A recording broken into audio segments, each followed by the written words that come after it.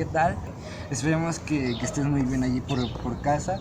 Esperemos que nos estés acompañando con tu familia o tú solo, pero que sea con la presencia de Dios, ¿va? Queremos hoy que nos acompañes en un tiempo de lectura de la Biblia, porque sabemos que hoy en día estamos viviendo una pandemia muy difícil que se está extendiendo grandemente. Bueno, queremos que empecemos esta semana con todo. Empecemos que esta semana sea de bendición para ti y para todos tus seres queridos, para toda tu familia. Y quiero que vayas por tu Biblia, si todavía no la tienes a la mano. Así, si la tienes, ve conmigo a Gálatas 1, por favor. Bueno, empezamos. Dice: saludos de Pablo. Les escribo, yo, el apóstol Pablo, no fui nombrado apóstol por ningún grupo de personas ni por ninguna autoridad humana, sino por Jesucristo mismo y por Dios Padre. ¿Quién levantó a Jesús de los muertos? Todos los hermanos de este lugar que se unen a mí para enviar una carta que les escribo a la iglesia de Galacia. Que Dios Padre y nuestro Señor Jesucristo les concedan gracia y paz, tal como Dios nuestro Padre lo planeó.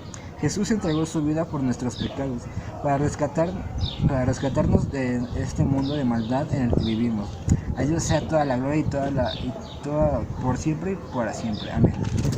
Un solo camino verdadero. Estoy horrorizado de que ustedes estén apartándose tan pronto de Dios, quien nos llamó a sí mismo por medio de la amorosa misericordia de Cristo. Están siguiendo un evangelio diferente que aparenta ser la buena noticia, pero no lo es en absoluto. Están siendo engañados por los que a propósito distorsionan la verdad acerca de Cristo. Si alguien, ya sea nosotros o incluso un ángel del cielo, les predicara otra buena noticia diferente a la que nosotros les hemos predicado, que caiga toda la maldición de Dios. Repito lo que ya hemos dicho: si alguien predica otra buena noticia distinta a la que ustedes han recibido, esa persona sea maldita.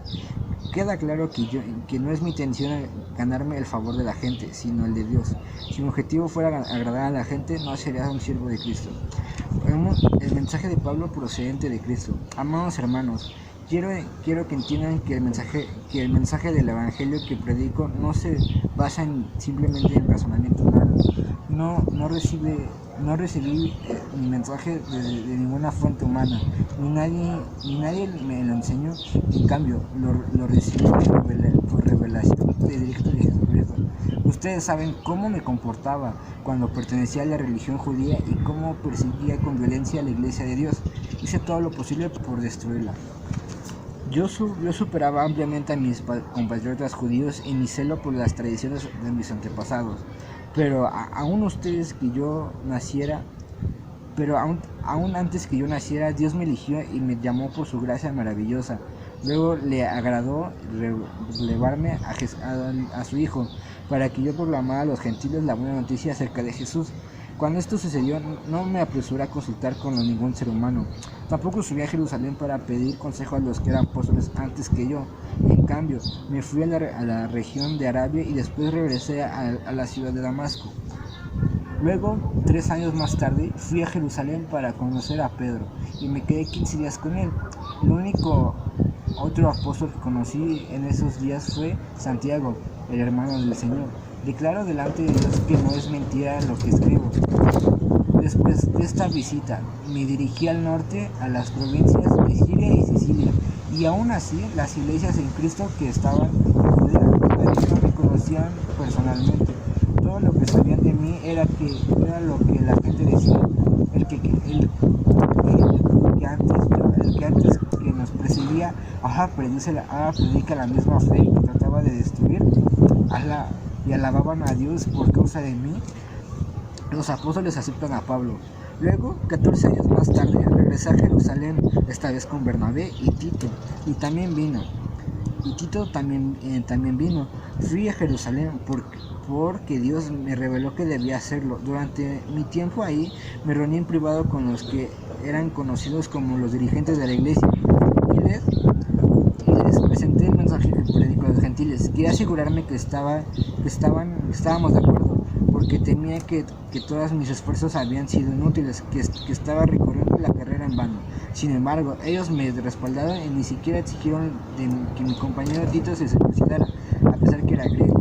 Incluso esa cuestión surgió solo a causa de nuestros supuestos creyentes, en realidad falsos, que se habían infiltrado entre nosotros, se metieron en secreto para espiarnos y privarnos de la libertad que teníamos en Cristo Jesús, pues querían esclavizarnos y obligarnos a seguir los reglamentos judíos.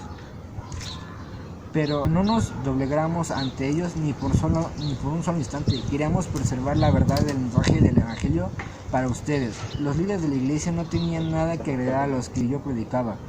Dicho sea de paso, su fama de grandes líderes a mí no me afectó para nada, porque Dios no tiene favoritismos. Al contrario, ellos comprendieron que Dios me había dado la responsabilidad de predicar el Evangelio a los gentiles, tal como les había dado a Pedro. La responsabilidad de predicar a los judíos, pues el mismo Dios que actúa por medio de Pedro, el apóstol a los judíos, también los actúa por medio de mí, apóstol a los gentiles. De hecho, Santiago, Pedro y Juan, quienes eran considerados pilares de la iglesia, reconocieron el don que Dios me había dado y nos aceptaron a Bernabé y a mí como sus colegas. Nos animaron a seguir predicando a los gentiles mientras ellos continuaban su tarea con los judíos. La única sugerencia que hicieron fue que siguiéramos ayudando a los pobres, algo que yo siempre deseé hacer. Pablo enfrenta a Pedro, pero Pedro llegó a Antioquía. Tuve que enfrentarlo cara a cara, porque él estaba muy equivocado en lo que hacía. Cuando llegó por primera vez, Pedro comía con los creyentes gentiles, quienes no estaban circuncidados. Pero después, cuando llegaron algunos amigos de Santiago, Pedro no quiso comer más con esos gentiles, y porque tenía miedo a la crítica de los que insistían en la necesidad de la circuncisión. Como resultado, otros creyentes judíos imitaron la hipocresía de Pedro. Incluso Bernabé se dejó llevar por esa hipocresía. Cuando vio que ellos no seguían la verdad del mensaje del Evangelio, le dije a Pedro, delante de todos los demás: si tú, que eres judío de nacimiento, dejaste a su lado las leyes judías que vives como un gentil, ¿por qué ahora tratas de obligar a estos gentiles a seguir las tradiciones judías? Tú y yo somos judíos de nacimiento, no somos pecadores como los gentiles. Sin embargo, sabemos que toda persona declara justa ante Dios por la fe en Jesucristo y no por la obediencia de la ley. Nosotros hemos creído en Cristo Jesús para poder ser declarados justos ante Dios por la causa de nuestra fe en Cristo y no porque hayamos obedecido la ley, pues nadie jamás será declarado justo ante Dios mediante la obediencia de la ley. Pero supongamos que intentamos ser declarados justos ante Dios por medio de la fe en Cristo Jesús, y luego nos ha declarado culpables por haber abandonado la ley. ¿Acaso eso quiere decir que Cristo nos ha llevado al pecado? Por supuesto que no. Más bien, soy un pecador si vuelvo a si vuelvo a construir el viejo sistema de la ley que ya eché abajo.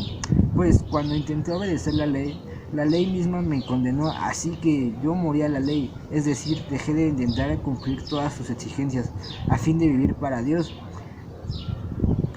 Mi antiguo yo ha sido crucificado con Cristo. Yo no vivo yo, sino que Cristo vive en mí. Así que vivo en este cuerpo terrenal, confiado en el Hijo de Dios, quien me amó y se entregó a sí mismo por mí. Yo no tomo la gracia de Dios como algo sin sentido, pues si cumpliera la ley pudiera hacernos justos ante Dios, entonces no habría necesario que Cristo muriera. La ley y la fe en Cristo Jesús. Ay, Gálatas tontos, ¿quién nos ha hechizado? Pues el significado de la muerte de Jesucristo se les explicó con tanta claridad como si lo hubieran visto morir en la cruz. Déjenme hacerles una pregunta: ¿recibieron al Espíritu Santo por obedecer la ley de Moisés? Claro que no. Recibieron al Espíritu porque creyeron el mensaje que escucharon acerca de Cristo. ¿Será posible que sean tan tontos después de haber comenzado una nueva vida en el Espíritu? ¿Por qué ahora tratan de ser perfectos mediante sus propios esfuerzos? ¿Acaso han pasado por tantas experiencias en vano? No puede ser que no les hayan servido para nada. Vuelvo a preguntarles: ¿acaso les da el Espíritu Santo y hace milagros entre ustedes porque obedecen la ley? Por supuesto que no. Es porque creen en el mensaje que oyeron acerca de Cristo. Del mismo modo, Abraham le creyó a Dios y Dios lo consideró justo debido a su fe. Así que los verdaderos hijos de Abraham son los que ponen su fe en Dios. Es más, las escrituras previeron en este tiempo en el que Dios declara justo a los gentiles por causa de su fe. Dios anunció esa buena noticia a Abraham hace tiempo, cuando le dijo: todas las naciones serán bendecidas por medio de ti. Así que todos los que ponían su fe en Cristo participaban de la misma bendición que recibió Abraham por causa de su fe. Sin embargo, los que dependen de la ley para hacerse justos ante Dios están bajo maldición que Dios, porque las escrituras dicen: maldito es todo el que no cumple ni obedece cada uno de los mandatos que está escrito en el libro de la ley de Dios. Queda claro entonces que nadie puede hacerse justo ante Dios por tratar de cumplir la ley, y que las escrituras dicen es por medio de la fe en el justo, la fe que el justo tiene vida. El camino de la fe es muy diferente al camino de la ley, que dice es mediante la obediencia a la ley una persona tiene vida. Pero Cristo nos ha rescatado de la maldición directa de la ley. Cuando fue colgado en la cruz, colgó sobre sí la maldición de nuestras fechorías, pues está escrito: maldito todo aquel que es colgado en un madero. Mediante Cristo Jesús, Dios bendijo a los gentiles con la misma bendición que les prometió a Abraham, a fin de que los creyentes pudiéramos recibir por medio de la fe el Espíritu Santo prometido. La ley y la promesa de Dios. Amados hermanos, el siguiente es un ejemplo de la vida diaria. Así como nadie puede anular ni modificar un acuerdo irrevocable, tampoco es ese caso. Dios ha dado a las promesas a Abraham y a su hijo, y noten que las escrituras no dicen a sus hijos, como significara muchos descendientes, más bien dice a su hijo, y eso sin duda se refiere a Cristo. Lo que trató de decirles es lo siguiente: el acuerdo que Dios hizo con Abraham no puede anularse 430 años más tarde, cuando Dios le dio a Moisés, porque Dios estaría rompiendo su promesa.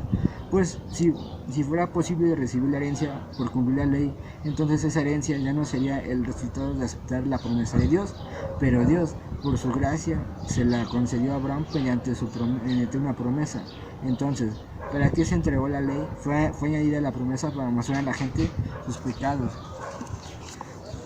Pero la intención era que la ley durara solo hasta que llegara el Hijo prometido. Por medio de ángeles, Dios entregó su ley a Moisés cuando hizo un mediador entre Dios y el pueblo. Ahora bien, un mediador es de ayuda si dos o más partes tienen que llevar a un acuerdo. Pero Dios, quien es un solo, no usó ningún mediador cuando le dio la promesa a Abraham. ¿Hay algún conflicto entonces? La ley de Dios y las promesas de Dios, de ninguna manera. Si la ley pudiera darnos vida nueva, nosotros podríamos ser justos ante Dios por obedecerla, pero las escrituras declaran que todos somos prisioneros del pecado, así que recibimos la promesa de la libertad que Dios hizo únicamente por creer en Jesucristo. Hijos dignos por medio de la fe. Antes de que nos abriera el camino de la fe en Cristo, estábamos vigilados por la ley. Nos mantuvo en custodia protectora, por así decirlo, hasta que fuera revelado el camino de la fe.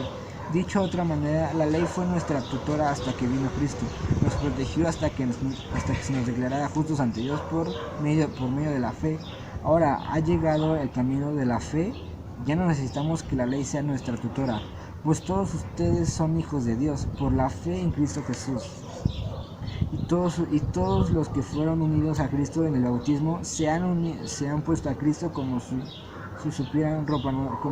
pusieran ropa nueva. Y no hay judío ni gentil, esclavo ni libre, ni hombre ni mujer, porque todos ustedes son uno en Cristo Jesús. Y ahora que pertenecen a Cristo son verdaderamente hijos de Abraham. Son sus herederos, y la promesa de Dios a Abraham les pertenece a ustedes. Piénsenlo de la siguiente manera: si un padre muere y deja una herencia a sus hijos pequeños, esos niños no estarán en mejor educación que los esclavos hasta que se hagan mayores de edad, aunque son los verdaderos dueños de todas las posesiones de su padre. Tienen que obedecer a sus tutores hasta que cumplan la edad establecida por su padre. Eso mismo sucedía con nosotros. Antes de que viniera Cristo éramos como niños, éramos esclavos de los principios espirituales básicos de este mundo. Sin embargo, cuando se cumplió el tiempo establecido de Dios, Dios envía a su Hijo, nacido de una mujer y sujeto a la ley. Dios lo envió para que comprara la libertad de los que éramos esclavos de la ley, a fin de poder adoptar como sus propios hijos. Y debido a que somos sus hijos, Dios envió al Espíritu de su Hijo a nuestro corazón, el cual nos impulsa a exclamar: Abba, Padre. Ahora ya, no eres un esclavo, sino un hijo de Dios.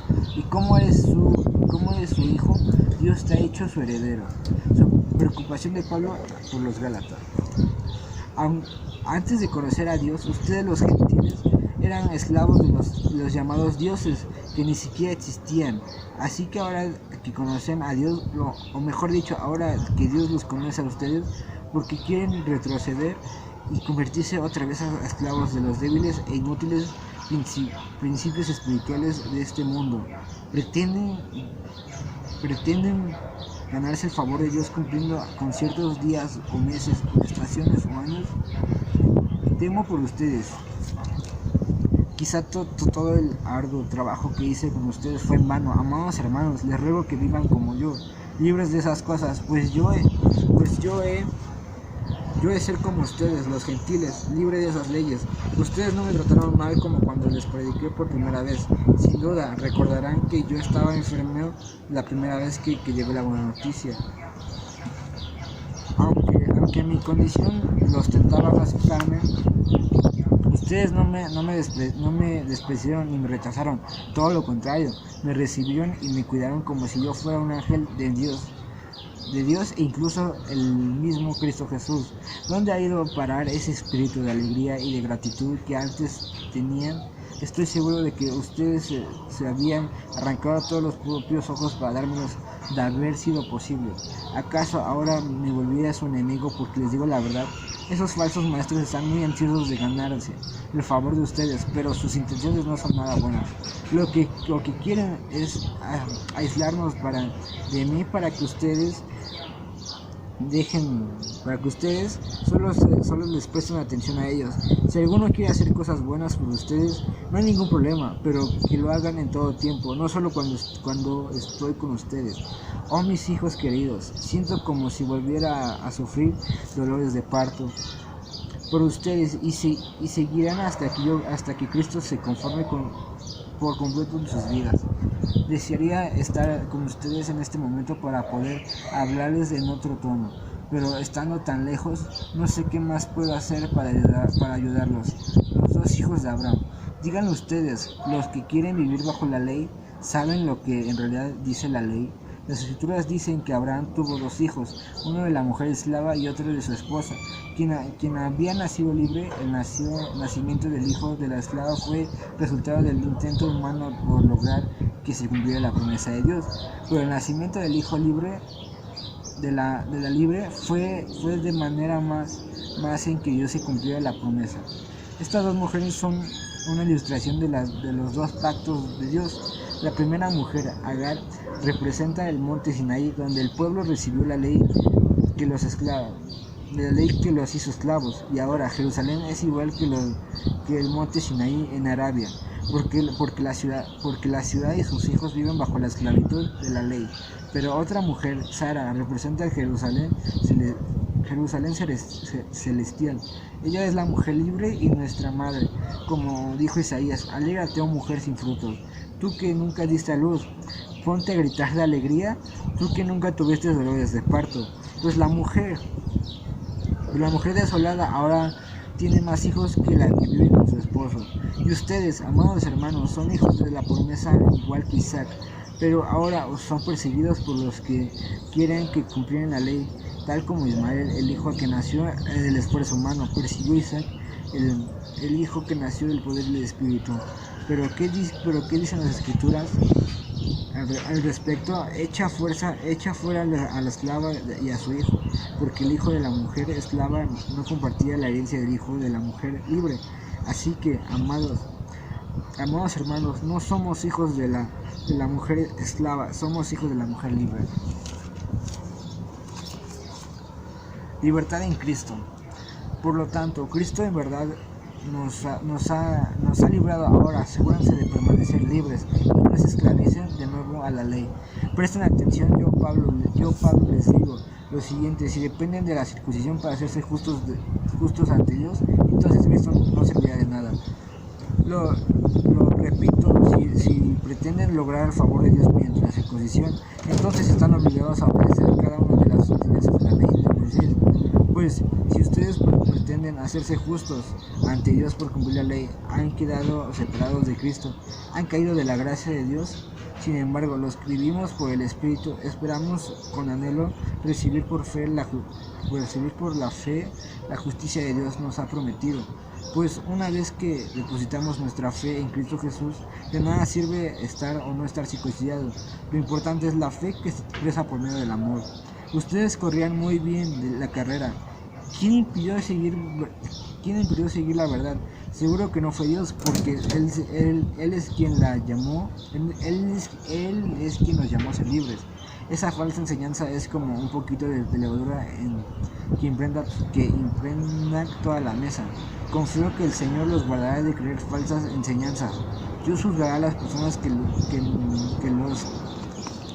Dios juzgará a todas las personas que los están confundiendo, sea quien sea. Vamos, hermanos, si yo todavía predicara que ustedes deben circuncidarse como algunos dicen que hago, ¿por qué entonces aún me persiguen? Si ya no predico de la salvación, que es por medio de la cruz, y nadie se ofendería. Como me gustaría, esos perturbadores que quieren mutilarlos a ustedes mediante la circuncisión se mutilarán a ellos mismos. Pues ustedes, mis hermanos, han sido llamados a vivir en libertad, pero no usen la libertad para satisfacer los deseos de la naturaleza pecaminosa. Al contrario, usen la libertad para servir unos a otros por amor, pues toda la ley, para resumir a un pueblo mandato, ama a su prójimo como a ti mismo. Pero si satisfacen siempre mordiéndose y devorándose unos a otros, tengan cuidado, corran el peligro de destruirse unos a otros. Vivir bajo el poder del Espíritu. Vivir por el poder del Espíritu. Por eso les digo, dejen que el Espíritu Santo los guíe en la vida, entonces no se dejarán de llevar por los impulsos de la naturaleza pecaminosa.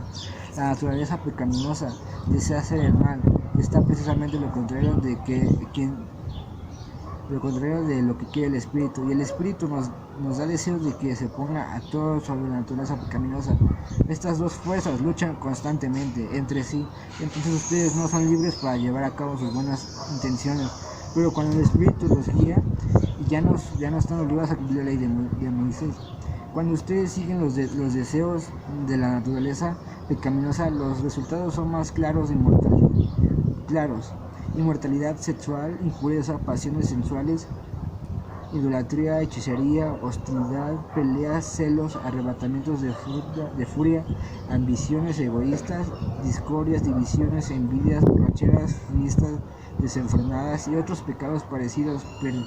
Permítanme repetirles lo que dije antes: cualquiera que lleve esa clase de vida no heredará el reino de los cielos. En cambio, la clase del fruto del Espíritu Santo produce en nuestra vida es amor, alegría, paz, paciencia, gentileza, bondad, fidelidad, humildad y control propio. Y no existen leyes contra esas cosas.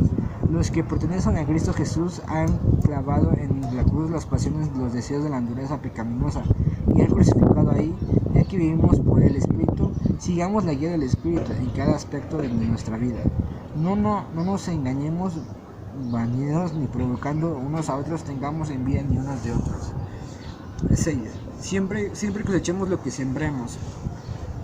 Amados hermanos, si otro creyente está dominado por algún pecado, ustedes que son espirituales deberían ayudarlo a volver al camino correcto con ternura y humildad, y tengan mucho cuidado de no caer a ustedes en la misma tentación. Ayúdense de llevar unos a unos las cargas de los otros y obedezcan de esa manera la ley de Cristo. Si te crees demasiado importante para ayudar a alguien, solo te engañas a ti mismo. No eres tan importante. Presta mucha atención a tu propio trabajo, porque entonces obtendrás la satisfacción de haber hecho bien tu labor y no tendrás que compararte con nadie, pues cada uno es responsable de su propia conducta. Los que recibieren la enseñanza de esta palabra de Dios deberían proveer las necesidades de sus maestros, compartiendo todas las cosas buenas con ellos. No se dejen engañar. Nadie puede burlarse de la justicia de Dios. Siempre se cosecha que siembra los que viven solo para satisfacer los deseos de su propia naturaleza pecaminosa. Cosechan de esa naturaleza destrucción y muerte, pero los que viven para agradar al Espíritu del Espíritu cosechan vida eterna. Así que no nos cosechemos de hacer el bien a su debido tiempo. Cosechemos numerosas bendiciones si no nos damos por vencidos. Por lo tanto, siempre que tengamos la oportunidad, hagamos el bien a todos, en especial a los de la familia de la fe. Último consejo de Pablo. Fíjense que el uso de letras grandes para escribirles de mi propio puño y letra, estas son las últimas palabras. Los que tratan de obligarlos a circuncidarse lo hacen para quedar bien con otros. No quieren ser perseguidos por enseñar lo que solo la cruz de Cristo salva. Ni siquiera los que luchan a favor de la circuncisión cumplen toda la ley. No, solo quieren que ustedes se circulen para poder jactarse en sí mismos.